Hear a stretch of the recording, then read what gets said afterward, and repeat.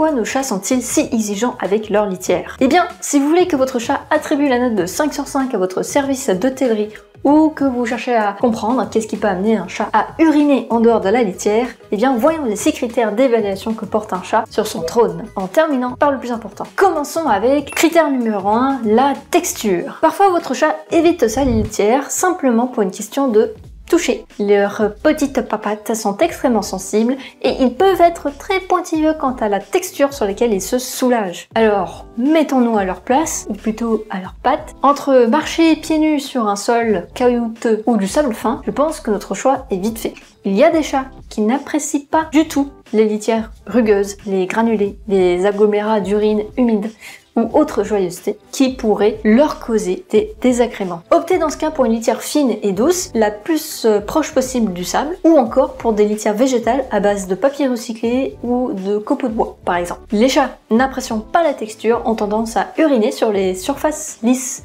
comme les bains, les lavabos, ou bien encore les surfaces douces, comme les coussins, les tapis, vos draps. Enchaînons ensuite avec un sujet un peu plus délicat, les parfums. L'odeur. Critère numéro 2, l'odeur. Oui, je sais, nous aimons tous une maison qui sent bon. Mais nos chats ont des goûts et sensibilités olfactifs différents. La torture olfactive, vous la connaissez déjà. Quand votre chat vous laisse un très beau cadeau, c'est bombe nucléaire ne passe pas inaperçu, vous êtes d'accord avec moi? Eh bien, 3 tortures olfactives pour les chats sont les litières parfumées, les senteurs artificielles, leur propre déjection. Et ce dernier point est tellement important que je la classe à part. Le critère qui cause le plus grand nombre de maux de tête chez les cat partners, c'est le critère numéro 3, l'hygiène. Là, ça devrait être pas trop difficile de s'identifier. Après tout, l'idée de passer aux toilettes après quelqu'un qui n'a pas tiré la chasse nous est complètement insupportable, intolérable, on s'offusque même, on s'énerve et on agresse nos semblables pour ça. C'est pas parce qu'un chat recouvre ses besoins avec les grains que c'est pas présent ou que l'odeur se cache. Il existe des chats pour lesquels la présence d'anciens agglomérats d'urine ou d'excréments est rédhibitoire et le prochain passage au petit coin s'avère être sur le lit, dans la douche, dans les endroits où comme par magie sont nettoyés assez rapidement après leur passage. Alors prenez soin du trône de votre chat. Ensuite, un autre critère dont on soupçonne moins son importance est la poussière. Je fais un petit aparté, je rédige aussi une newsletter 1 à 2 fois par mois dans laquelle je partage des conseils, des avertissements, des anecdotes, des actions concrètes pour renforcer le bien-être de votre boule de poil. J'essaie de traiter des sujets originaux et parfois je partage des petites surprises. Le lien est dans la description. Alors, les litières poussiéreuses peuvent causer ou aggraver des problèmes respiratoires à nos félins adorés.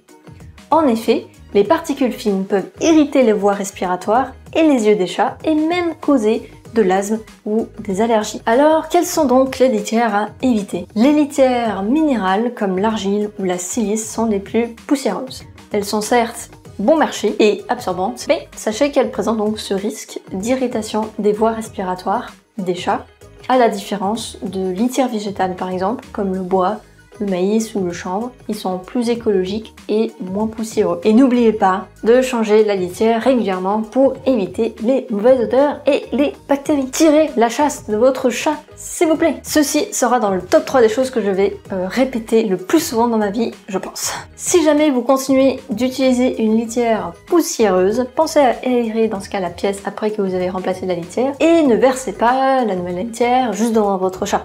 Surtout si vous-même, vous êtes en train de boucher votre nez en le faisant. C'est un signe, je pense. Ensuite, parlons maintenant du contenant. Le prochain critère à considérer, c'est la taille du bac. Et oui, nos boules de poil peuvent être exigeants quant à la quantité de litière présente dans leur trône et à la taille de leur trône. Alors, assurez-vous que le niveau de litière soit adapté à leur magnificence, afin qu'ils puissent faire leurs affaires en toute dignité. Un bon 2 cm de profondeur, c'est déjà pas mal.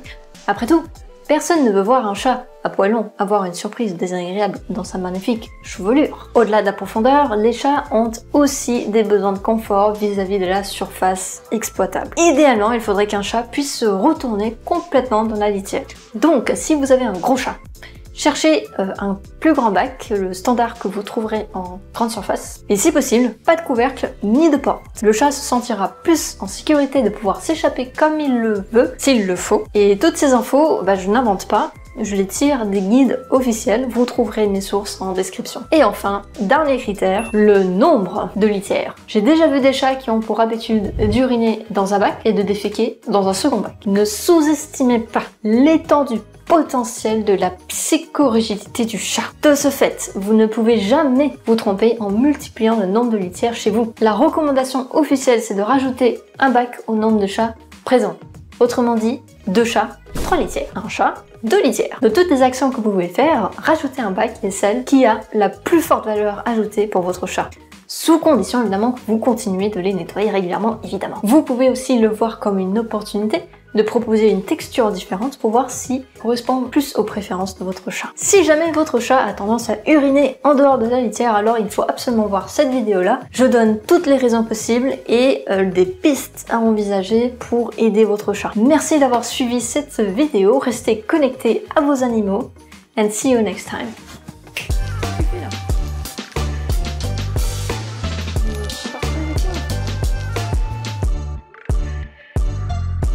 Je suis désolée, je peux pas te